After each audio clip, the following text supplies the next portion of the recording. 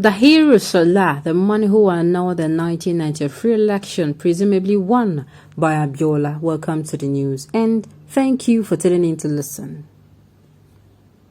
Most people believe that a June 12, 1993 presidential election was called off by Ibrahim Babangida, but the reverse is the case. It was cancelled by late the hero Saleh. Wow. This is one of the histories that I tell you that they will not want it to see the light of day. Unfortunately, it is coming out. But I still believe that some people just like me want the whole history. I'm telling you that it will solve our problem. Yes, things will be open. Yes, people will come to the know of what exactly happened and how the decisions we're going to be taking will be based on that. But yes, some people will say, oh, if it comes out, some people will be hurting it. People will hurt once and for all, and we're going to get past it. We'll get past it, and we come together and dialogue, and we'll look for a possible way out of the challenges Nigeria is facing. The news in detail, please stay with us. The hero Saleh was born in 1939 in Azara, present Bauchi State. He attended the Azara Primary School in 1948 to 1951. He also attended the Ahmed Bello University. The June 12, 1993 presidential election was presumably won by Abiola after defeating his closest rival, Alhaji Bashir Tofa of the National Republican Convention. As the votes started rolling in at polling stations across the country on election day, Abiola was racing to an early lead that seemed insurmountable. There were reports that Tofa almost conceded. He told his men to wait for more results to be declared. Suddenly, his tune changed as he demanded an outright cancellation of the election. According to the unofficial results, Tofa got a total of 5,952,087 votes. That is 41.64% of votes nationwide, while Abiola scored 8,441,309 votes.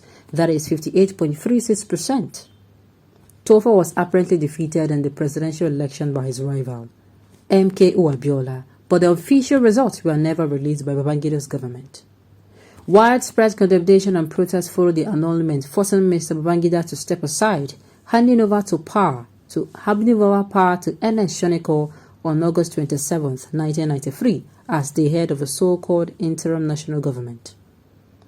Abiola was later arrested by the regime of Abacha, and he died in detention. Though much of the blame for the validation of those polls had been placed squarely on the broad soldiers of General Ibrahim Babangida, the military president who had in a television broadcast announced the annulment, Justice Sela was not at all shy to take responsibility for his role in the abortion of a national hope. This is a wound that is about to be opened. Yes, people will say it doesn't matter who did it. As far as they all played the role in it, they are part of it. Just like you see something going wrong and you're like, it is not you. You have told them and they did not stop. So far you don't leave that environment. So far you don't make it seem like you are against it. People don't know that you're against it. Then people will always say you are monk. Let's say for instance you have friends who are doing what is not right, and you have kept advising them, telling them that this thing they are doing, nemesis will catch up with them. But yet, you're still rolling with them. Do you know that at the end of the day, they're going to point an accusing finger to you as well and say you are monk? It is very possible, very possible. The former military president, at the behest of some of those around him, annulled the election of MKO as the president of Nigeria. The hero Sale and anybody else who played any other role in the annulment was acting and interpreting a script put together by IBB and its supporters. This writer tended to forget the other major actors like Amilu Sali, Dahiri's own blood brother, who was secretary to IBB's government. That was how closely knit the plot was. At the end of it all, whether IBB acted alone or in cohort with other of likes mind, the buck stops as stable as the face of the regime. Yes, so nobody cares right now. Nobody will care to listen. It was from either Babangida or Yangida. It It was from the northern side of the country. Oh my goodness. Omongida, Iyawongida, or Alengida, they are all from the north. Can you imagine? Well, people are saying it does not still change the fact that it come from the northern part of the country. I'm telling you that the Nigerian history will bring hurt to people. Bones will be open, but I tell you, it is going to be for the better.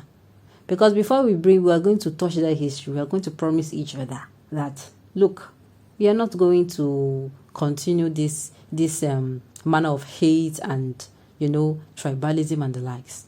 We are going to say, yes, this was done to whoever was hurt. The person will be apologized to. Take heart, don't be offended. And then we'll plan on how to make Nigeria better. Because whether I like it or not, this thing, yes, it's affecting us now, but it will affect us more if we don't move past it. It will. They knew if MKO access the power, there will be the end of Fulani regime. Now, we still suffer for that lost till, for the lost then till now. The evils of Babangida, the evils that Babangida perpetuated are what he is reaping presently. Can you see him permanently on wheelchair? Can't you see him permanently on wheelchair?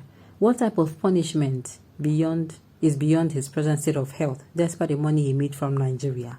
He that lives in a glass house should not throw a stone. It will later bounce back in one's life. It will make a backfire. Okay.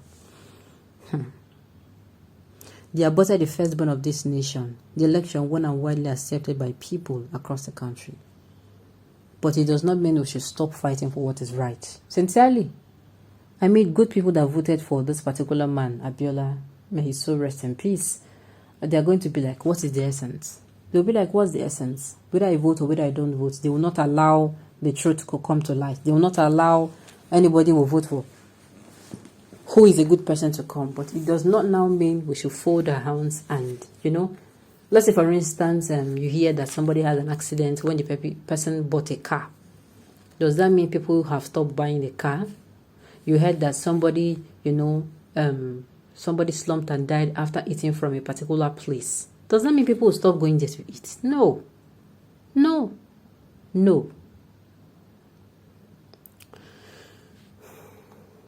Well, at the end of it all, what this tells us is we should not dwell so much on this hurt.